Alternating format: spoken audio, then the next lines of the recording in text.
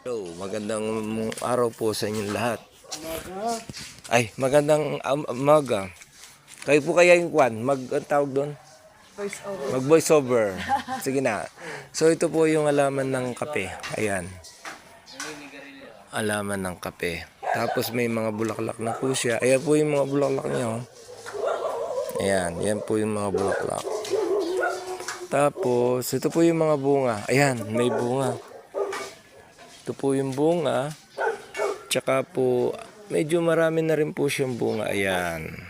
Tsaka po dito. Ayan. So marami po silang alaman na kape dito. Ito pa po, pakita ko po sa inyo. Ayan, ayan pala, ang dami. Ayan, ayan po, ayan. Ayan yung may mga bulaklak po kulay puti. Kape po yan. Katulad po dito, mayroon pa po isa dito. Ayan, ang dami, ayan. Igaganon po natin. Ayan. Kape po lahat yan. Ayan. Ngayon papakita ko po sa inyo yung bunga ng kape. Ano po? Ito po ngayon yung bunga ng kape. Papakita ko po sa inyo. Ngayon ginagawa po nilang rinoroast na po nila. Ayan. Ayan, ito na po yung kape na bunga. So ang sarap po ng kape dito. Kahapon po nagkape tayo at nakatatlong baso po tayo ng kape. Ang sarap-sarap po ng kape nila. Ayan, bali nilo-roast na po yung kape.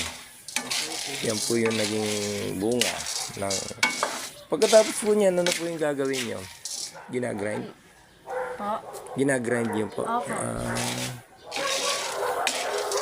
Ayan, so kailangan po lagi nilang pong ihahalo, ano? Para hindi po siya pantay-pantay po yung sunog niya. Ayan. So, dito po tayo ngayon dito sa may Darling Transient House. Tapos mayroon po silang bonfire place. Ayun, tingnan niyo po doon, oh. Ayan. Mayroon po silang bonfire place dito. Tapos, tsaka po dito, pakita ko sa inyo. Ito po.